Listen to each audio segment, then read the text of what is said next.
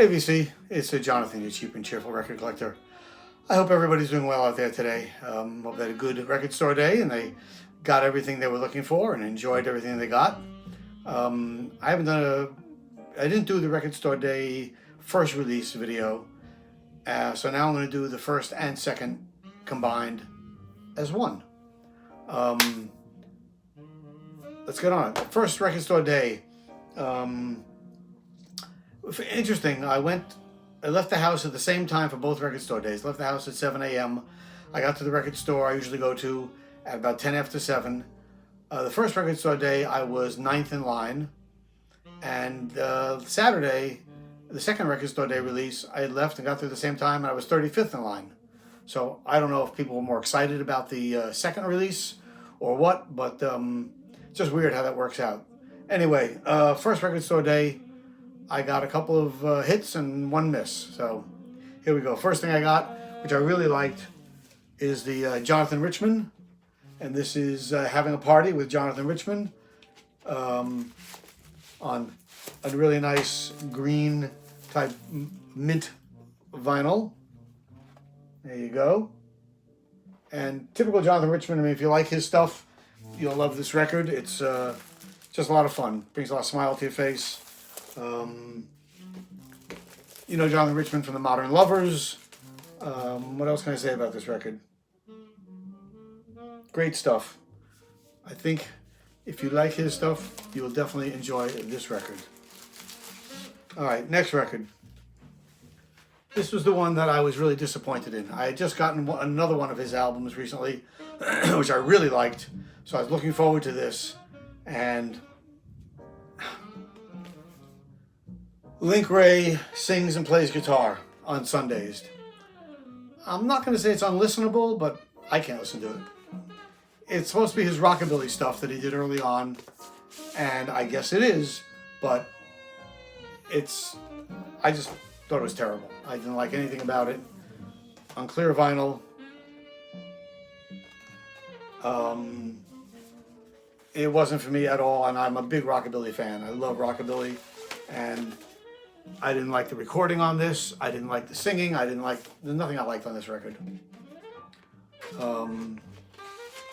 It happens. You pays your money, you takes your chances.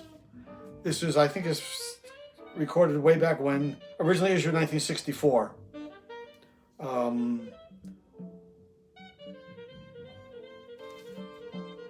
Not for me. Next record. This was a great album.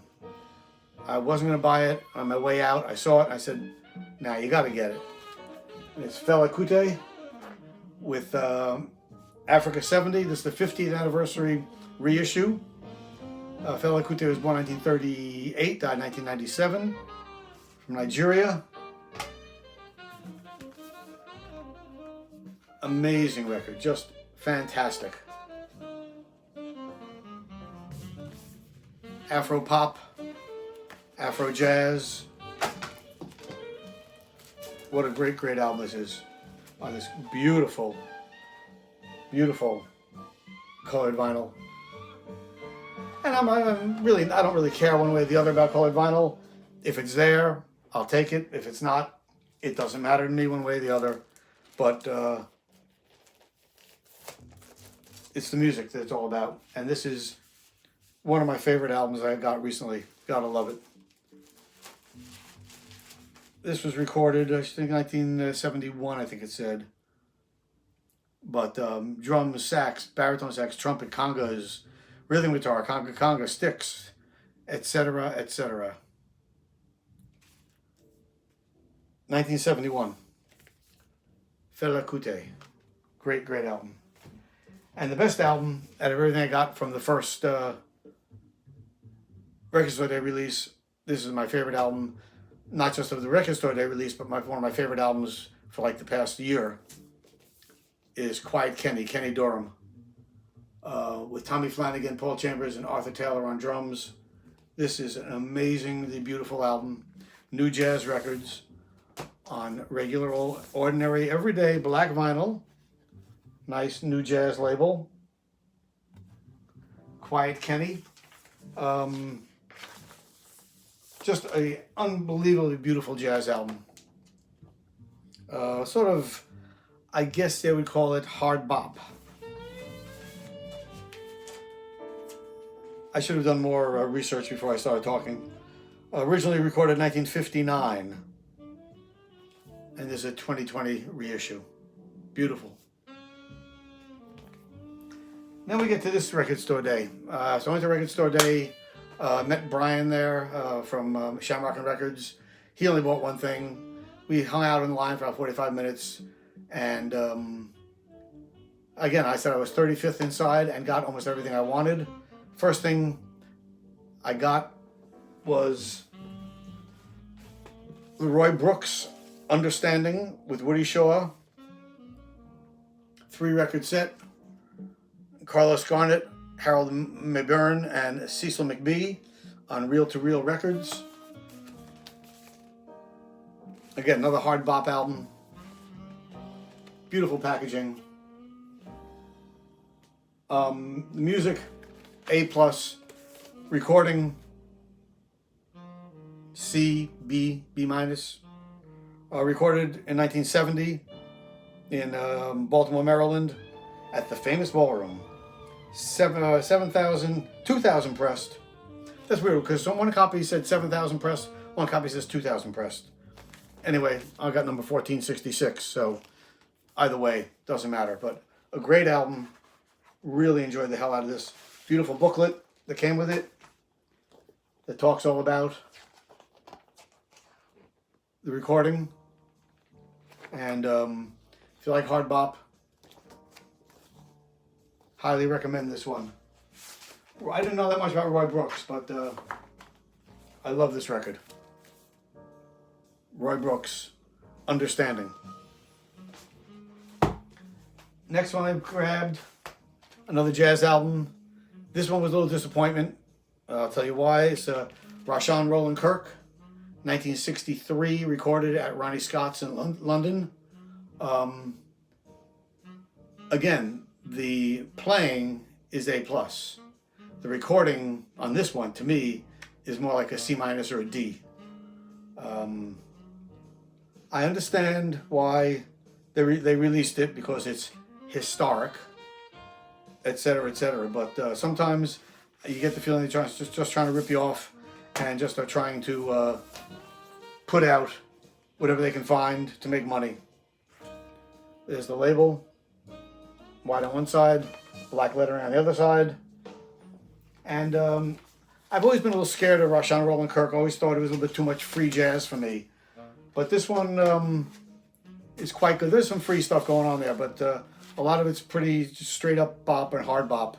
He does Days of Wine and Roses, which is sort of cool. Recorded October 15th, 1963 at Ronnie Scott's in London. Roland Kirk. Next we have, let's see, next, another one that I'm sort of on the fence about. Small Faces. This is their complete singles recording. Everything they recorded in England and the UK as a single was put out on this album. Beautiful colored vinyl again. Not that important, but it's sort of fun. Red, white, and blue. British flag. One side has that label. The other side has the immediate label. All done in mono. It was okay. I played it twice. I wasn't going crazy. I wasn't going, oh my God, this is so great. It's okay. Good thing about it, they give you a card signed by Kenny Jones, one of the only surviving members of Small Faces. So hand signed. That's sort of cool. Does have Itchy-Coo Park on it, which was their one sort of big hit, or minor big hit. And I love that song. But a lot of it was like, to me, it was like, I'm going to listen to it a couple more times. Small Faces. Then, on the about last year, they had a release of this, and this is part 2, volume 2. It's John Hurlbut, who I never heard of, and Jorma Kaukonen. Yorma, you know, from Jefferson Airplane. This is The River Flows, Volume 2. Just the two of them playing acoustic guitar. John does the singing, and Yorma does the lead guitar playing. And it is just a beautiful, beautiful album. They do Knocking on Heaven's Door, Hickory Wind, Seems Like a Long Time, all along the Watchtower, and This Land Is Your Land, Woody Guthrie song. Yorma opened up a place in Ohio called the Fur Peace Ranch. And interesting enough, I went to college right near there. This is in, where the heck is this? Pomeroy, Ohio. I went to school in Athens, Ohio, at Ohio University. And this is right out. We spent a lot of time in that county hanging out and as kids back then. Again, on nice splatter vinyl.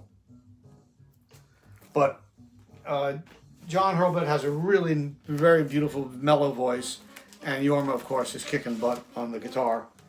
So Volume 1 and Volume 2, both really good finds. Really happy to have them.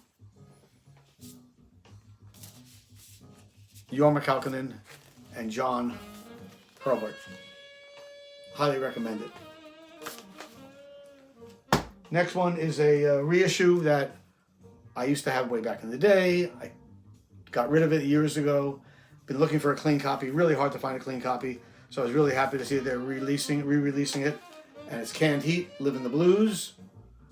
2-record set. One album is on yellow vinyl, and the other album is on orange, I think, or pink. Yeah, it's a pink vinyl.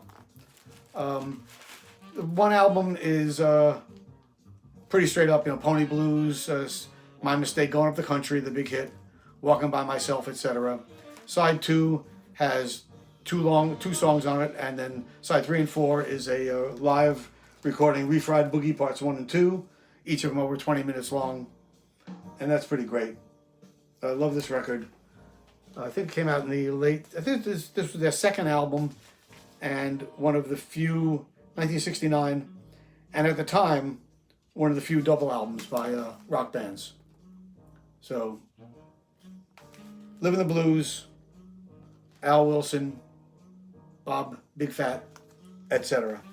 Great album. Definitely recommend that one. And that was it. Then I couldn't find the 2 records I was really looking for. And then I went to another Bull Moose Music, which is where I went, the first store I went. I couldn't find it there. And then I said, how about Newberry Comics? They're right at the mall and here in Maine. Let me try them. I walk in Newberry Comics around, by now it's like 9:30, and there was like nobody in line. I walk in, and the first thing I say is, do you have the John Martin album? And they said, why, yes, we do. So I was so happy to be able to grab the John Martin album. I know people have been talking about this a lot. Black vinyl, beautiful album. He does a lot of covers on this record. He does Randy Newman's God Song. He does Strange Fruit, made popular by Billie Holiday. He does The Sky Is Crying. How Fortunate the Man with None. He's Got All the Whiskey. Just beautiful, beautiful stuff. Great guitar player and great singer. Again, this was recorded back in the late 60s, I want to say, or early 70s. No, I'm sorry. Completely wrong. Not even close. Wrong decade. Originally released March 1998. This edition was cut half-speed masters, original tapes at Abbey Road Studios. I've heard a lot of mixed things about things cut at Abbey Road Studios. This sounds great. Very folky, just beautiful, really nice. And the last one was another jazz album I was looking for, which I could not find for love nor money. But I walked into, like I said, Newberry Comics, and they had it, and I was so happy they did. And it's Roy Hargrove and Mulgrew Miller in harmony. One of the last recordings they ever did, recorded 2006, 2007 in New York and in Pennsylvania. Just drums and trumpet and flugelhorn. Just a beautiful, mellow, I think this was my favorite out of everything for the second go round. Fantastic. Listened to it a couple times already, and I'm going to listen to it a lot more. So that's it. Those are my 2 record store day releases. I assume there'll be another record store day on Black Friday, right after Thanksgiving, but who knows. Until next time. Oh, first off, I want to thank all my new subscribers. Got lots of new subscribers. I really appreciate that. I want to thank everybody who's taking the time out to watch my videos and hit that subscribe button down below. And as I always say, until next time, peace.